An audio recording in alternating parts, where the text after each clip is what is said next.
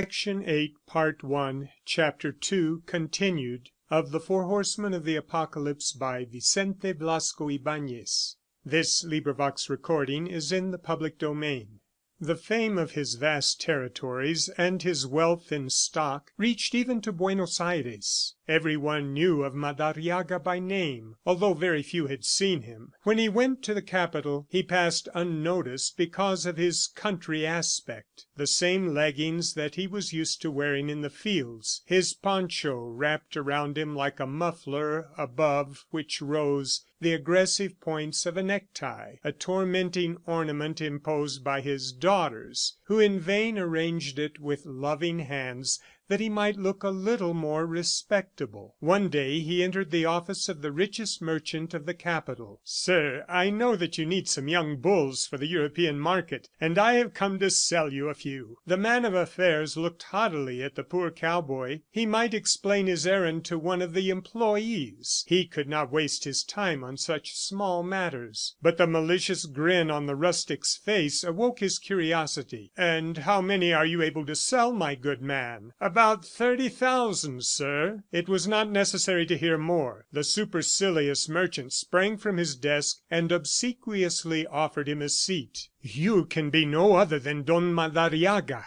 "At the service of God and yourself, sir," he responded in the manner of a Spanish countryman. That was the most glorious moment of his existence. In the outer door of the directors of the bank, the clerks offered him a seat until the personage the other side of the door should deign to receive him. But scarcely was his name announced than that same director ran to admit him, and the employee was stupefied to hear the ranchman say by way of greeting, "I have come to draw out $300,000. I have abundant pasturage, and I wish to buy a ranch or two in order to stock them." His arbitrary and contradictory character weighed upon the inhabitants of his lands with both cruel and good-natured tyranny. No vagabond ever passed by the ranch without being rudely assailed by its owner from the outset. "Don't tell me any of your hard luck stories, friend," he would yell as if he were going to beat him. "Under the shed is a skinned beast. Cut and eat as much as you wish, and so help yourself to continue your journey. But no more of your yarns." And he would turn his back upon the tramp after giving him a few dollars. One day he became infuriated because a peon was nailing the wire fencing too deliberately on the posts. Everybody was robbing him. The following day he spoke of a large sum of money that he would have to pay for having endorsed the note of an acquaintance completely bankrupt. "Poor fellow, his luck is worse than mine." Upon finding in the road the skeleton of a recently killed sheep, he was beside himself with indignation. It was not because of the loss of the meat. Hunger knows no law, and God has made meat for mankind to eat. But they might at least have left the skin, and he would rage against such wickedness, always repeating, "Lack of religion and good habits." The next time the bandit stripped the flesh off the 3 cows, leaving the skins in full view, and the ranchman said, smiling, "That is the way I like people, honorable and doing no wrong." His vigor as a tireless centaur had helped him powerfully in his task of populating his lands. He was capricious, despotic, and with the same paternal instincts as his compatriots who, centuries before, when conquering the New World, had clarified its native blood. Like the Castilian conquistadors, he had a fancy for copper-colored beauty with oblique eyes and straight hair. When Desnoyers saw him going off on some sudden pretext, putting his horse at full gallop toward a neighboring ranch, he would say to himself smilingly, "He is going in search of a new peon who will help work his land 15 years from now." The personnel of the ranch often used to comment on the resemblance of certain youths laboring here the same as the others, galloping from the first streak of dawn over the fields, attending to the various duties of pasturing. The overseer, Celedonio, a half breed, 30 years old, generally detested for his hard and avaricious character, also bore a distant resemblance to the Patron. Almost every year some woman from a great distance, dirty and bad faced, presented herself at the ranch, leading by the hand a little mongrel with eyes like live coals. She would ask to speak with the proprietor alone, and upon being confronted with her, he usually recalled a trip made 10 or 12 years before in order to buy a herd of cattle. "You remember, Patron, that you passed the night on my ranch because the river had risen?" The Patron did not remember anything about it, but a vague instinct warned him that the woman was probably telling the truth. "Well, what of it?" "Patron, here he is. It is better for him to grow to manhood by your side than in any other place." And she presented him with the little hybrid, one more, and offered with such simplicity. Lack of religion and good habits. Then, with sudden modesty, he doubted the woman's veracity. Why must it necessarily be his? But his wavering was generally short-lived. "If it's mine, put it with the others." The mother went away tranquilly, seeing the youngster's future assured, because this man, so lavish in violence, was equally so in generosity. In time there would be a bit of land and a good flock of sheep for the urchin. These adoptions at first aroused in Misia Petrona a little rebellion, the only ones of her life. But the centaur soon reduced her to terrified silence. "And you dare to complain of me, you weak cow! A woman who has only given me daughters! You ought to be ashamed of yourself." The same hand that negligently extracted from its pocket a wad of bills rolled into a ball, giving them away capriciously without knowing just how much, also wore a lash hanging from the wrist. It was supposed to be for his horse, but it was used with equal facility when any of his peons incurred his wrath. "I strike because I can," he would say to pacify himself. One day the man receiving the blow took a step backward, hunting for the knife in his belt. "You are not going to beat me, Patron. I was not born in these parts. I come from Corrientes." The Patron remained with upraised thong. "Is it true that you were not born here? Then you are right. I cannot beat you. Here are $5 for you." When Desnoyers came on the place, Madariaga was beginning to lose count of those who were under his dominion in the old Latin sense and could take his blows. There were so many that confusion often reigned. The Frenchman admired the patron's expert eye for his business. It was enough for him to contemplate for a few moments a herd of cattle to know its exact number. He would go galloping along with an indifferent air around an immense group of horned and stamping beasts, and then would suddenly begin to separate the different animals. He had discovered that they were sick. With a buyer like Madariaga, all the tricks and sharp practice of the drovers came to naught. His serenity before trouble was also admirable. A drought suddenly strewed his plains with dead cattle, making the land seem like an abandoned battlefield. Everywhere great black hulks. In the air great spirals of crows coming from leagues away. At other times it was the cold. An unexpected drop in the thermometer would cover the ground with dead bodies. 10,000 animals, 15,000, perhaps more, all perished. "What a knockout!"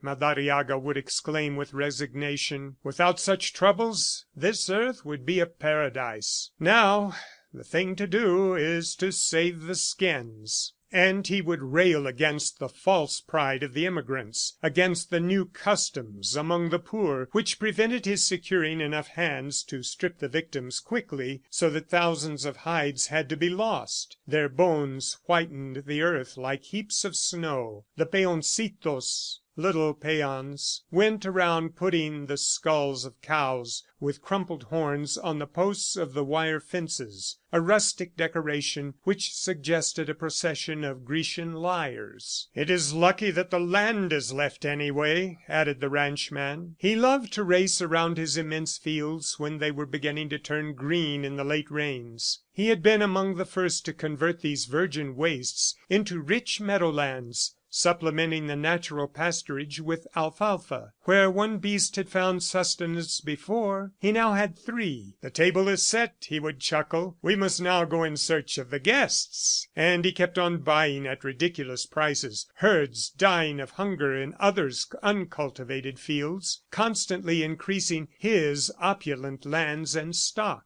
One morning Desnoyers saved his life. The old ranchman had raised his lash against a recently arrived peon who returned the attack, knife in hand. Madariaga was defending himself as best he could, convinced from one minute to another that he was going to receive the deadly knife thrust, when Desnoyers arrived and, drawing his revolver, overcame and disarmed the adversary. "Thanks, Frenchy," said the ranchman, much touched. "You are an all round man, and I am going to reward you. From this day I shall speak to you as I do of my family." Desnoyers did not know just what this familiar talk might amount to, for his employer was so peculiar. Certain personal favors, nevertheless, immediately began to improve his position. He was no longer allowed to eat in the administration building, the proprietor insisting imperiously that henceforth Desnoyers should sit at his own table, and thus he was admitted into the intimate life of the Madariaga family.